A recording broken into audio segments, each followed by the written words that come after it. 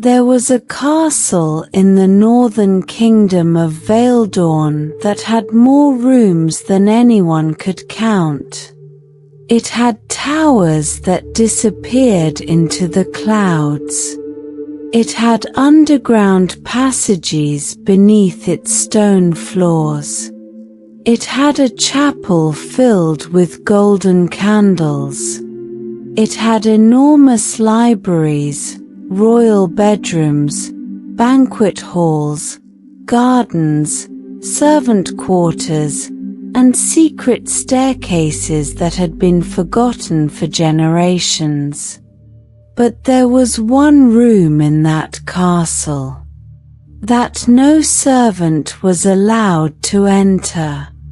No soldier was allowed to guard. No priest was allowed to bless, and no member of the royal family ever spoke about it. Behind a narrow iron door on the highest floor of the eastern tower, someone lived. A woman. She had been there for more than 30 years. The kingdom knew she existed, but almost no one knew her name. Some believed she was a prisoner. Others believed she was a witch. Some said she was a mad noblewoman who had committed an unforgivable crime. And there were even people who whispered that she was not a woman at all, but a ghost. Every evening, just before sunset, a servant carried a small wooden tray to the eastern tower. Bread, soup, water, sometimes fruit. The servant would place the tray outside the iron door. Then he would knock 3 times. Never twice. Never 4 times. 3. He would wait. The woman inside would take the tray. The servant would walk away. And that was all. No conversation. No questions. No eye contact. No explanation. For decades, this continued. Until one winter evening, a young maid named Clara was sent to deliver the food. And Clara made one mistake. She looked through the keyhole. What she saw that night would eventually change the history of the entire kingdom, because the woman inside the tower was not who everyone believed, and the secret she had carried for 30 years was connected to the throne itself. Chapter 1: The Castle on the Hill. The castle of Valedorn stood on a rocky hill overlooking a wide green valley. It had been built almost 300 years earlier by King Edric I. At that time, the kingdom had been small. There were only a few villages. The roads were dangerous. Bandits controlled the forests, and neighboring kingdoms constantly threatened invasion. King Edric wanted a fortress that could survive anything. So he built Valedorn Castle from enormous grey stones. The walls were thick enough to withstand siege weapons. The towers were tall enough to see enemies approaching from miles away. And beneath the castle, there were tunnels. Hundreds of them. some connected to wells, some connected to storage chambers, some led outside the castle walls. Others, no one remembered where they went. By the time the story began, Vale Dawn was no longer a small kingdom. It was wealthy. Its farms produced grain. Its forests provided timber. Its rivers carried merchants. Its soldiers were respected. And its king was considered one of the most powerful rulers in the region. King Edmund. He was a quiet man. He rarely smiled in public.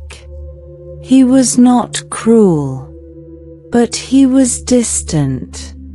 His wife, Queen Adelaide, had died many years earlier. They had one surviving son, Prince Julian. Julian was 24 years old when the story began. He was handsome, educated, calm, and admired by the people. Everyone believed he would become a good king.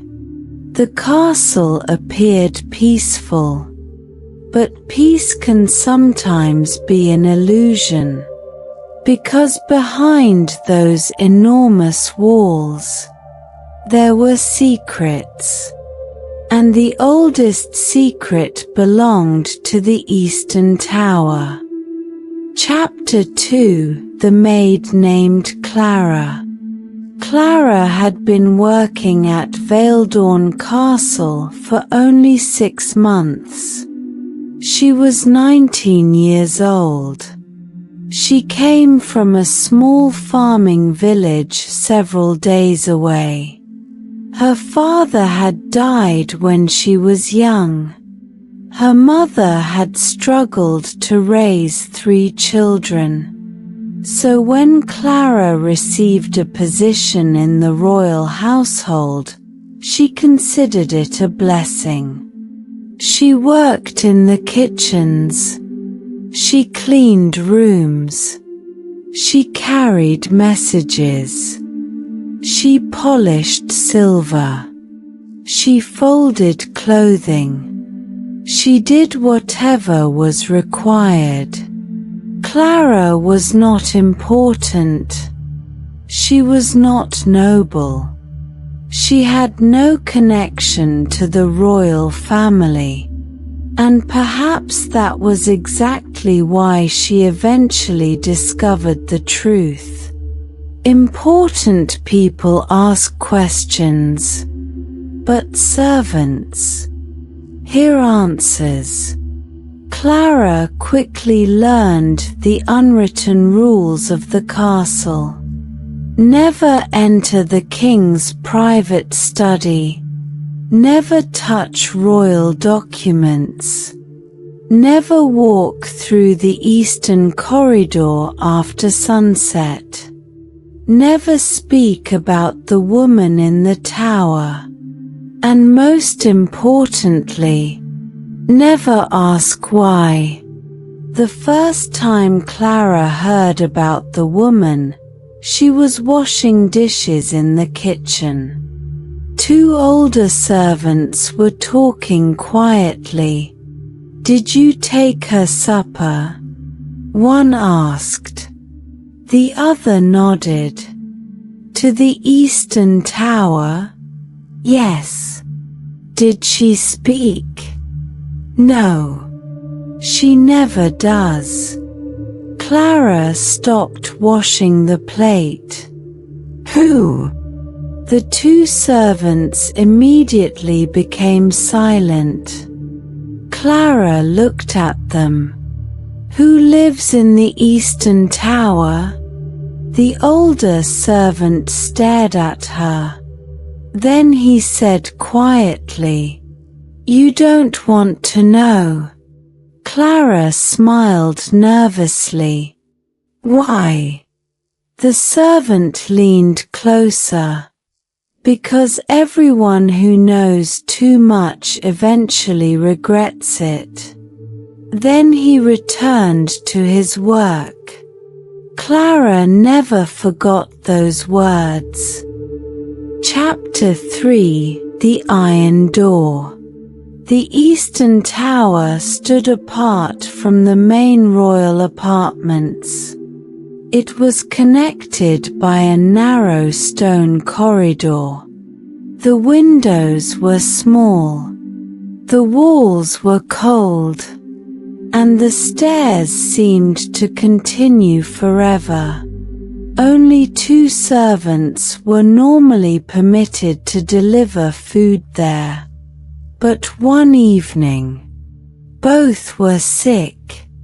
So the kitchen master looked around. His eyes landed on Clara. You. Clara turned. Yes, sir. Take this to the eastern tower. She froze. The eastern tower? Yes. He handed her a wooden tray, a bowl of soup, bread, water, and a small piece of cheese. Clara took it. Her hands felt cold. Where do I leave it? You'll know. That was not helpful. But she walked. The castle became quieter as she moved farther from the main hall. The sound of servants disappeared. The sound of footsteps disappeared. Even the wind seemed quieter. She climbed the stone staircase. 1 floor, 2, 3, 4. At the top was a narrow corridor. At the end stood the iron door. Clara had seen it from a distance before, but never this close. The door was old. Black iron, covered with rust. There was a small opening at the bottom. She placed the tray down. Then she knocked. Once, twice, 3 times. Nothing happened. Clara waited. A minute passed. Then another. She almost turned away. Then, she heard something. A soft sound from inside. A woman's voice. Leave it. Clara froze. She had never heard the woman speak before. The voice was soft, old, but strangely gentle. Clara whispered, "Are you all right?" Silence. Then the woman answered, "No one ever asks me that." Clara felt a chill. She looked at the door. Why? The woman said nothing. Clara picked up the empty tray from the previous day. Then she walked away. But that night, she could not sleep, because the woman's voice sounded familiar. Not personally familiar. Something else. As if Clara had heard that voice in a story, a song, a painting, a memory. She just couldn't remember where.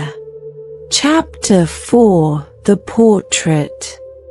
A few days later, Clara was cleaning the royal gallery. The gallery contained portraits of every king and queen who had ruled Valedorn.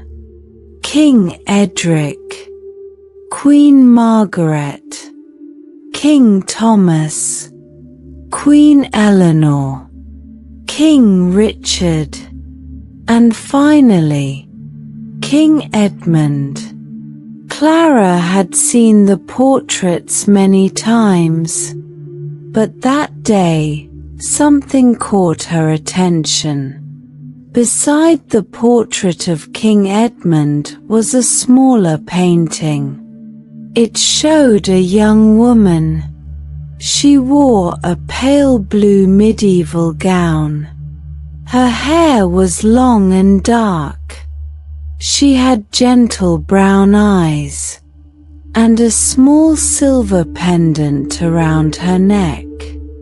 Clara stopped. She stared. Her heart began beating faster. She knew that face. She had never met the woman, yet she knew it, because it was the same face she had imagined behind the iron door. Clara stepped closer. There was no name beneath the painting, only a date. 32 years earlier. Clara looked around. An elderly librarian was standing nearby. "Who is she?" The librarian dropped the book he was holding. Clara immediately knew something was wrong. He hurried toward the painting. "You should not ask. But who is she?" The librarian looked at the portrait, then at Clara. Finally, he whispered, "Princess Isabel." Clara's heart stopped. "Princess?" The librarian nodded. "The king's sister." But Clara looked at the portrait. If she was the king's sister, why is she not in the royal records? The librarian closed his eyes. Because officially, Princess Isabel died 32 years ago. Chapter 5: The Dead Princess. Clara could not stop thinking about it. The woman in the tower, the portrait, the missing princess, the voice, everything connected. But there was one impossible question. If Princess Isabel had died 32 years earlier, who was living inside the Eastern Tower? Clara began quietly investigating. She visited the library. She searched old books. She looked through family records. She found documents about King Edmund's childhood. She found records of Queen Adelaide. She found descriptions of royal marriages, birth records, death records, treaties, wars, but almost nothing about Isabel. It was as if someone had deliberately erased her. Then Clara discovered something. An old document, hidden beneath several books. It was a handwritten letter. The paper was yellow. The ink had faded. At the top was a date. 32 years earlier. Clara read the first line. "My beloved sister." She continued, I know you believe I betrayed you." Clara's hands trembled. The letter was from Edmund, the king, to Isabel. Clara read further. "I had no choice." Then another line. "If the truth becomes known, the kingdom will fall." Clara stopped. What truth? What had happened 32 years ago? Why had Isabel been declared dead? And why was she still alive? Clara folded the letter carefully. She knew she should return it. Instead, she kept it. And that decision would place her life in danger. Chapter 6: The Secret of the Succession. Clara discovered the answer slowly. 32 years earlier, King Edmund had not been king. His father, King Roland, ruled Veldorn. Roland had 2 children, Edmund and Isabel. Edmund was older by only 3 years. Everyone assumed Edmund would inherit the throne. But there was a problem. King Roland had never publicly named an heir.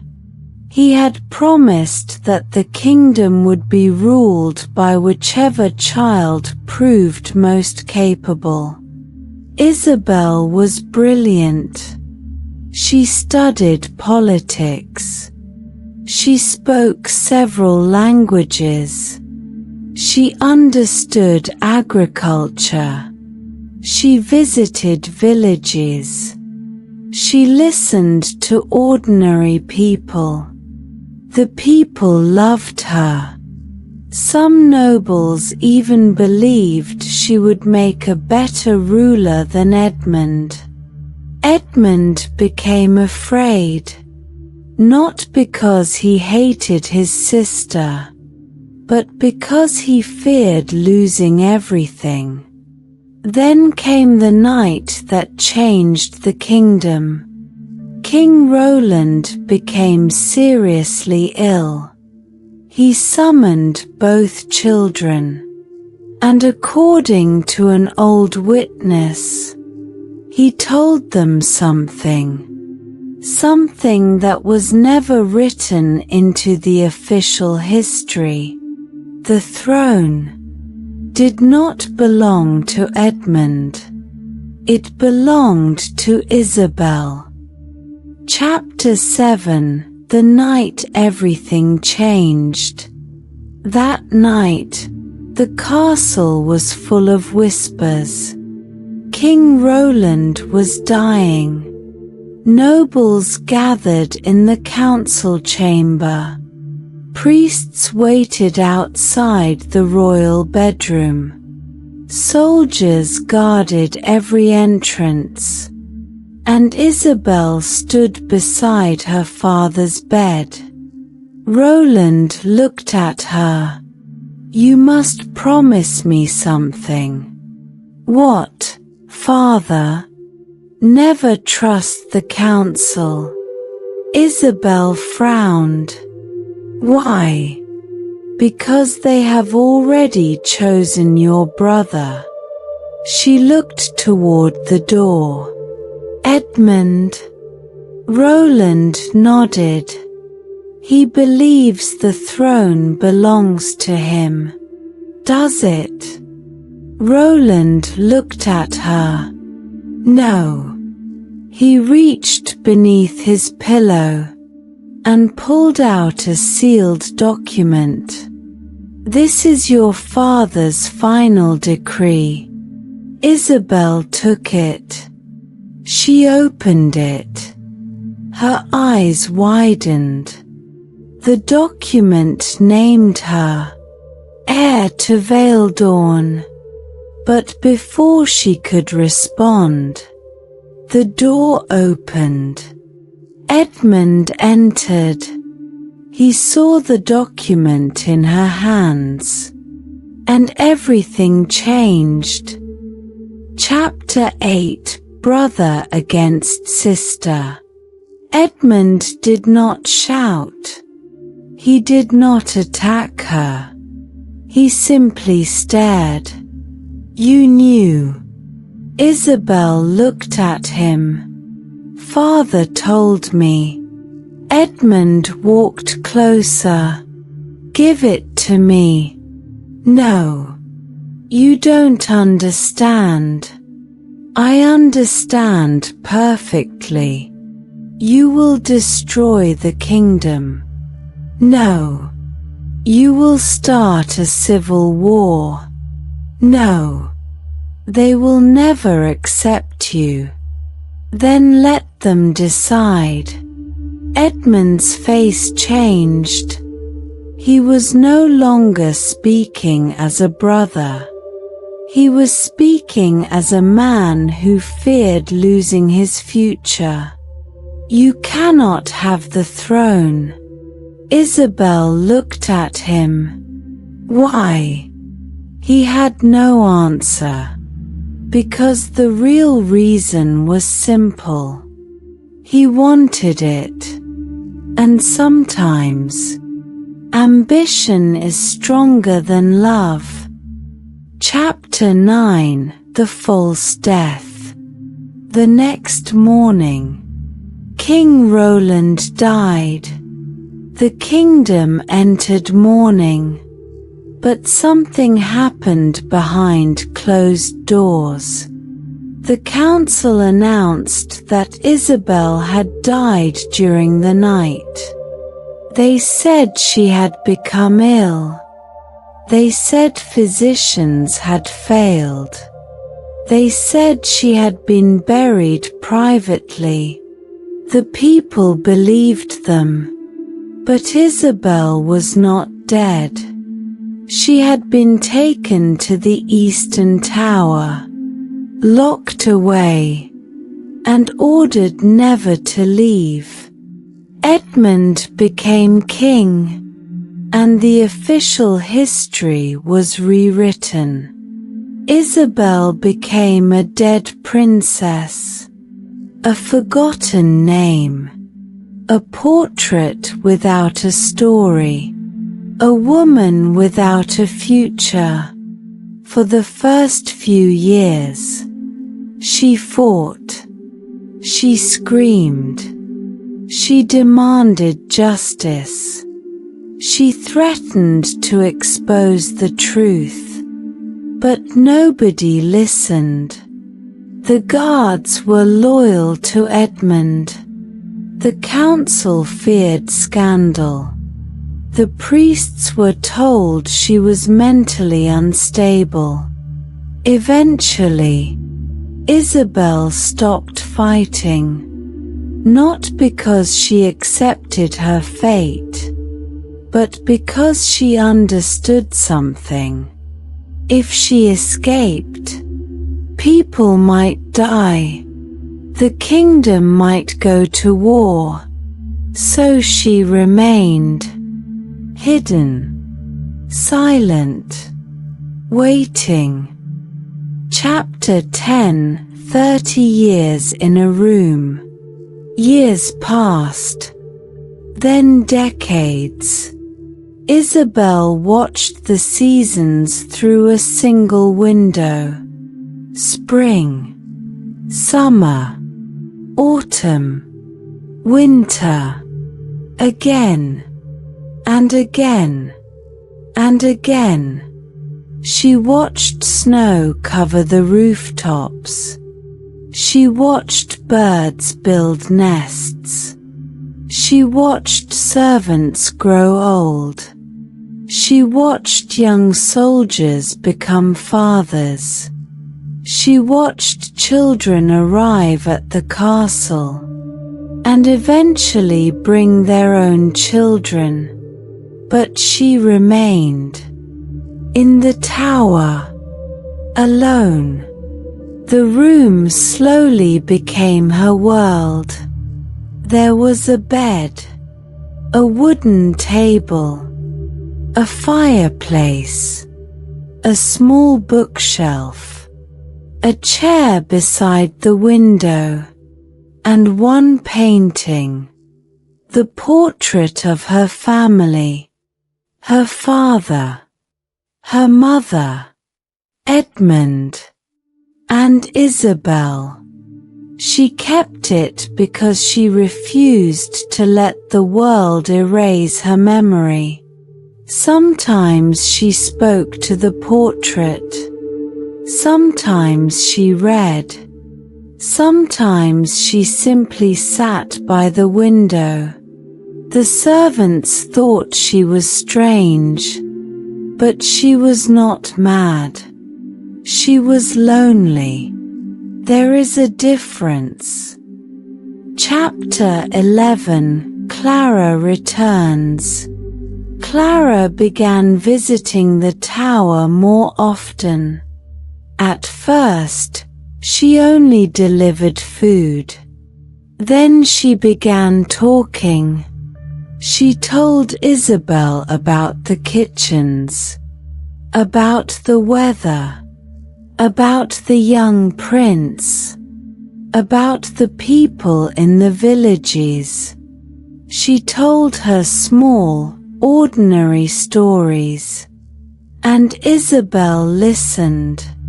One evening, Clara asked, "Why don't you escape?"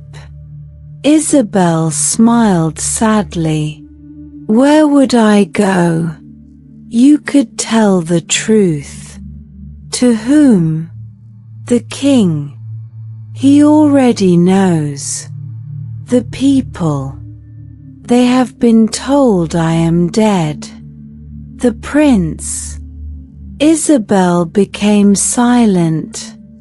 "Prince Julian does not know." Clara understood. "Does he know about you?" "No." "Why?" "Because Edmund never told him." Clara looked at her. "Then he deserves to know." Isabel shook her head. "Perhaps. But if he knows," Clara continued, "he might help you." Isabel looked toward the window. "For 30 years, I have dreamed of freedom." She paused. "But freedom is not always as simple as opening a door." Chapter 12. The prince discovers the secret. Prince Julian was not like his father. He was curious. He visited villages. He spoke with farmers. He questioned old traditions. And he often asked his father about the history of the kingdom. One evening, Julian discovered an old family record. It contained a strange contradiction. His father's sister was listed as dead, but there was no grave, no burial record, no funeral. Julian asked his father, "Where is Aunt Isabel buried?" King Edmund froze. Julian noticed. "Father." Edmund said nothing. "Where is she buried?" "Why are you asking?" "Because I want to visit her grave." "There is no reason." "There must be." Edmund turned away. Julian continued. "Was she really sick?" Edmund's voice became cold. "She died." "That isn't what I asked." The king looked at his son. For the first time, Julian saw fear in his father's eyes, and that frightened him more than any answer. Chapter 13: The Key. That same night, Julian searched the old archives. He found a key. It was hidden inside a wooden box. The key had an inscription, "Eastern Tower." Julian stared at it. He knew the Eastern Tower was forbidden, but now he understood why. He waited until midnight. Then he climbed the stairs. The castle was silent. The moonlight entered through narrow windows. He reached the iron door. There was a lock. He held the key. His hand trembled. He inserted it. The lock opened. Julian pushed the door and saw her. An old woman sitting beside a window. Her hair was silver. Her face was thin, but her eyes were unmistakable. Julian whispered, "Who are you?" The woman turned. She stared at him. For a long moment, neither spoke. Then she said, "You look like your father." Julian froze. "How do you know my father?" The woman smiled sadly. "Because I am your father's sister." Chapter 14: The Truth. Julian could not speak. He stepped backward. "That is impossible." "I know. My aunt died." "Yes. My father told me." He lied. Julian stared at her. Then Isabel told him everything. The decree, the succession, the council, the false death, the tower. 30 years of silence. Julian listened. He wanted to believe his father, but the evidence was everywhere. Old letters, royal seals, the original succession document. Isabel had preserved everything. Julian finally asked, "Why didn't you tell anyone?" Isabel looked toward the window. "Because I was afraid." "Of my father?" "No." "Then what?" "Of what the truth would do to the kingdom." Julian understood. His father had stolen a crown, but Isabel had protected the kingdom from the consequences. She had sacrificed her life to prevent civil war. Julian felt tears in his eyes. "You should have been queen." Isabel looked at him. "No. I was supposed to be."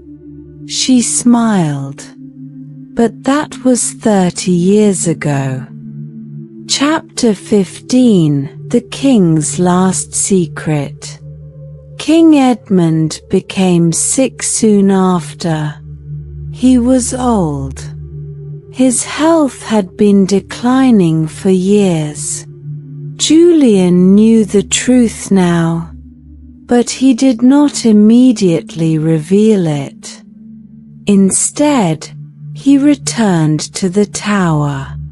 He asked Isabel, What do you want?" She thought for a long time. Then she answered, "I want the door to remain open." Julian looked at her. "That's all?" She nodded. "I don't want a crown. I don't want revenge. I don't want the kingdom to hate your father. I only want to walk outside. After 30 years. That was all she wanted. Julian opened the door, and for the first time, Isabel stepped beyond it. Chapter 16: The Woman Who Walked into the Sunlight. The morning was cold. The castle gardens were covered in frost. Isabel walked slowly. She had forgotten how large the world felt. The sky seemed enormous. The trees seemed taller. The air felt different. She stopped beneath an old tree. She closed her eyes. She breathed deeply. For the first time in 30 years, she felt sunlight on her face. Julian stood nearby. He did not speak. He understood that this moment belonged to her. Isabel walked through the gardens. She touched flowers. She watched birds. She sat beside a fountain. She listened to water. And then, something unexpected happened. She laughed. Just once. A small laugh. Almost forgotten. Julian smiled. "You still remember how?" Isabel looked at him. "Yes." Then she became serious. "But I don't think I ever forgot." Chapter 17: The Letter to the Kingdom. Julian eventually decided that the truth had to be revealed. But Isabel asked him to do it carefully. So they wrote a letter. Not an accusation. Not a declaration of war. A simple explanation. It told the people what had happened. It explained that Isabel had been hidden. It explained why. And it explained that she wanted no throne. No revenge. Only the truth. The letter was read publicly in the capital. People were shocked. Then angry. Then silent. Many cried. The woman they had believed dead had been alive all along. Some demanded that Isabel become queen. She refused. Some demanded that Edmund be punished. She asked them not to. Some asked why she had remained silent. Her answer was simple. Because I loved my kingdom more than I loved my freedom. Those words spread across Valedorn, and they became part of history. Chapter 18: The King's Death. King Edmund died peacefully several months later. Before his death, he asked Julian to bring Isabel to him. She entered the royal bedroom. Her brother looked old. much older than she remembered. He looked at her for a long time. "I am sorry." Isabel said nothing. "I was afraid." "I know. I thought I would lose everything." "You did not." Edmund looked confused. "I lost 30 years. Isabel's voice was quiet. "Yes." He closed his eyes. "I cannot change that." "No. I wish I could." Isabel stood beside the bed. Then she placed her hand over his. For the first time in 30 years, they were brother and sister again. Not king and prisoner, not ruler and threat. Just two old people remembering the family they once had. Edmund died that night, and Isabel remained beside him until morning. Chapter 19: The Woman Who Refused the Crown. After Edmund's death, the council offered Isabel the throne. The people supported her. They believed she was the rightful queen. But Isabel refused. She looked at Julian. "You are the future." Julian shook his head. "You deserve this." Isabel smiled. "I already gave my youth to this kingdom. I will not give it my old age." The people eventually accepted her decision. Julian became king, and one of his first acts was to restore Isabel's name to the royal records. The portrait of the forgotten princess was returned to the main gallery. A new inscription was placed beneath it. Not princess, not prisoner, not dead. Instead, Isabel of Valedorn, daughter of King Roland, sister of King Edmund, guardian of the kingdom, the woman who had been erased from history, was finally remembered. Chapter 20: The castle was never the same. Isabel did not leave the castle. She simply moved out of the tower. She chose a small room overlooking the gardens. She planted flowers. She read books.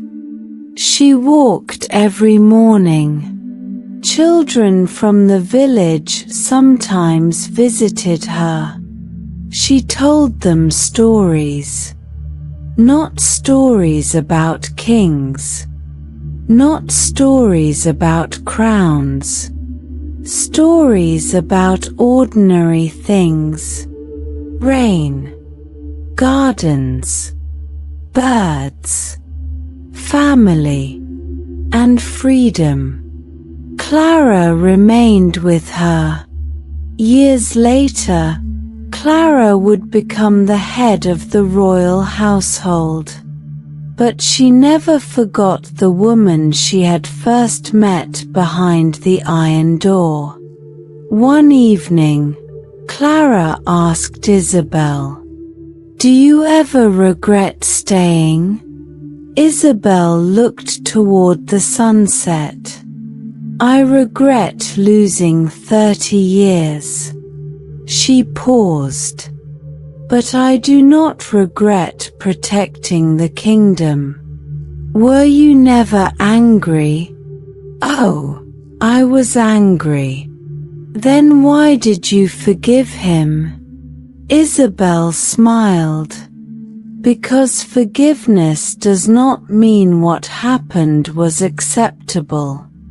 It means, I refuse to spend the rest of my life trapped inside it. Clara never forgot those words. Chapter 21, The Last Winter. Isabel grew old. Very old.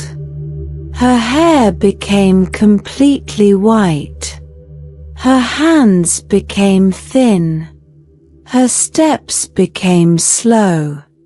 But she continued walking through the gardens. Every morning. Every season. Spring. Summer. Autumn. Winter. One year, the winter was especially cold. Snow covered the castle. Isabel sat beside the window. Clara brought her tea. They watched the snow together. Do you remember the tower? Clara asked. Isabel smiled. How could I forget? Do you ever miss it? Isabel laughed softly. No. Then she looked outside. I spent 30 years looking through a window. She paused. Now I spend my life looking through doors. Clara smiled.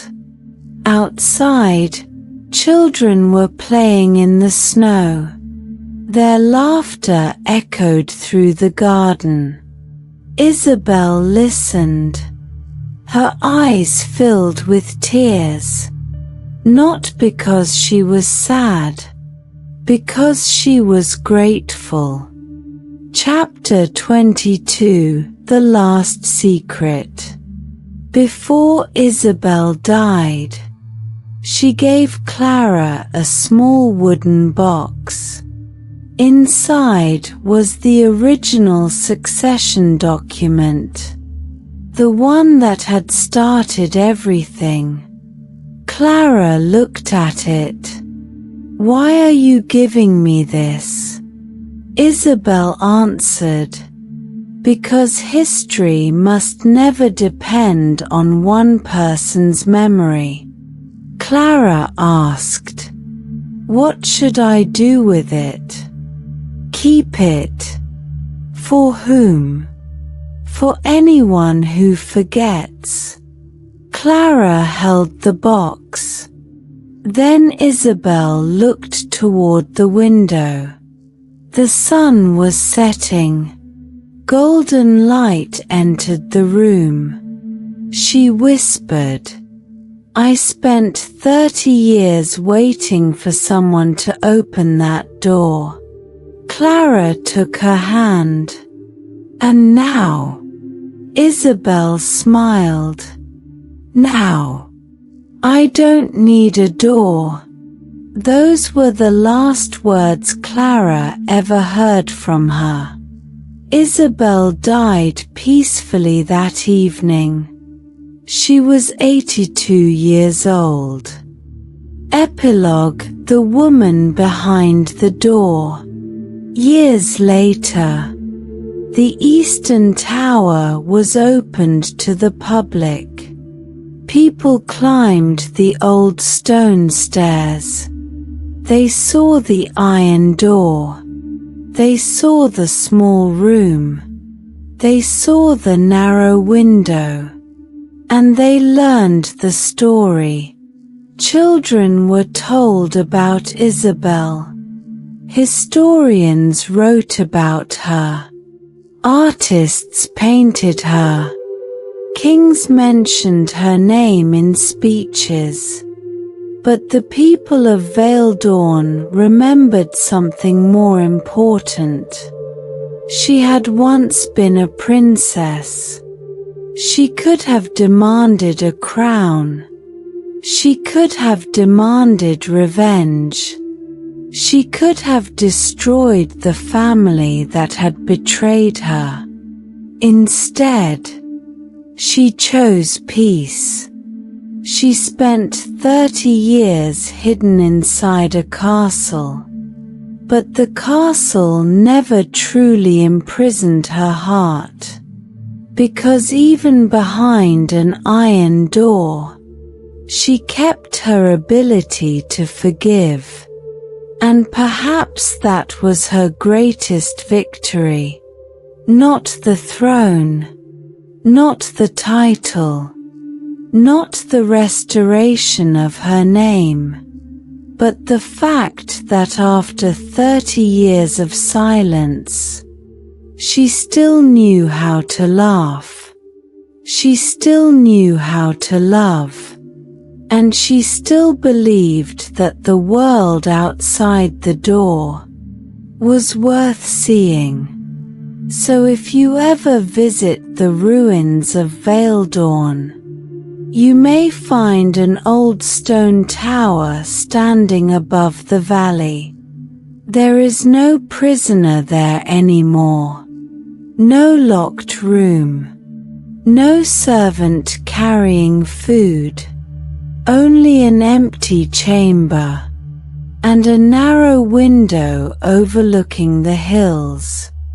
And beneath that window is a small inscription. It reads, "She was hidden from the world for 30 years.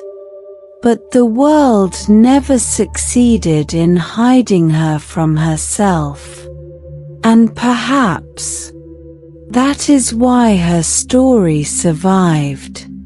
Because some people lose their freedom, but refuse to lose their soul. Some people are forgotten, but refuse to disappear. And some people spend half their lives behind a locked door, only to discover that the greatest freedom was never the door. It was the choice to remain human, while waiting for it to open. And that was the story of Isabel of Dawn, the woman hidden inside the castle.